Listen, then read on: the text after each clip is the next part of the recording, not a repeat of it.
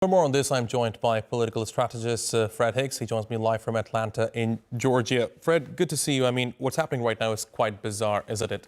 It makes me wonder, to what extent is the U.S. position on the G20 being shaped by President Donald Trump's unverified assertions that white Afrikaners face systemic abuses and land seizures, persecution in South Africa? This is an accusation that has been repeatedly dismissed by South Africa and also independent observers. So, it makes me wonder, is U.S. foreign policy being influenced by domestic political narratives rather than factual assessments? Well, I think that's a great question. Here's the thing about America right now under Donald Trump and his regime. The lines between international policy and domestic policy really are non-existent. He believes what he believes, and he's surrounded himself with people who are going to carry out his agenda, and they're going to do that against any particular backdrop, again, whether it's domestic matters or whether it's international policy. And he has taken a very anti-Black position, an anti-African, certainly Black African position throughout this year. And so this is not surprising, but it is very sad, and I hope that we can move past this.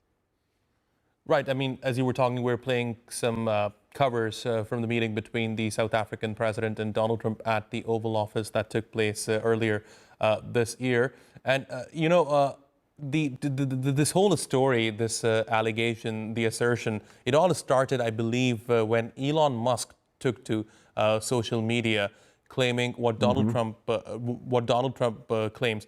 How much of the blame do you think can be attributed to Elon Musk for propagating such a lie?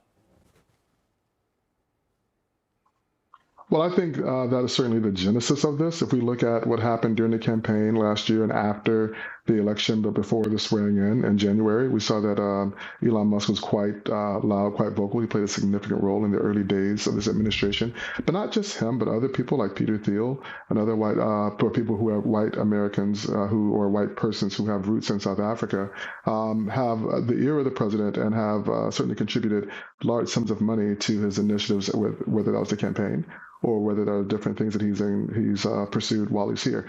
So one thing that I'd like for our viewers to remember is that at the beginning of this administration this year, he immediately took a very anti-immigration, a strident anti-immigrant position and an anti-immigration position, but he made an exception for white South Africans and gave an expedited path to the U.S. for people he deemed in South Africa, that being white Afrikaners, to come to America, bypassing many of the hurdles and obstacles he erected for other persons. So this is really the continuation of a policy that we saw began to be implemented shortly after he was sworn in.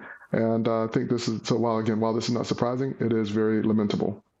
Okay, now let's talk G20. What do you think a G20 summit would mean without the participation of the U.S.? Because Caroline Leavitt has made it very clear that the U.S. is not going. In fact, she used some very strong language against the South African president. So it's highly unlikely that the U.S. can roll back from this point. So I would assume that the U.S. is 100% not going to the G20 summit.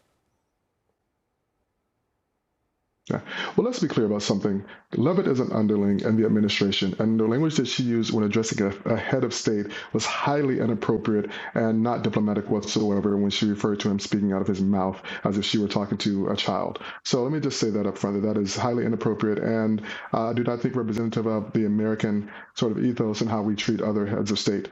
With that being said, the G20 summit, the business of the G20 summit is really going to be hampered without the presence of America. And I think that is the real intent and real goal here. I think that the talk about white Afrikaners being persecuted is really just a smokescreen or a red herring, because there's really something else at play here, and that is that Donald Trump wants to exert influence over the G20. And one of the best ways I think that he feels he can do that, he and his advisors, is by not being present. So because really whatever happens during the summit, if America is not present, really cannot be implemented, and America can alter or change it. So I think this is really about something else other than the plight of white Afrikaners in South Africa, but we will see soon. Fred Hicks, thanks very much for joining me here on TRT World. Really appreciate your taking out the time. Well, thank you for having me.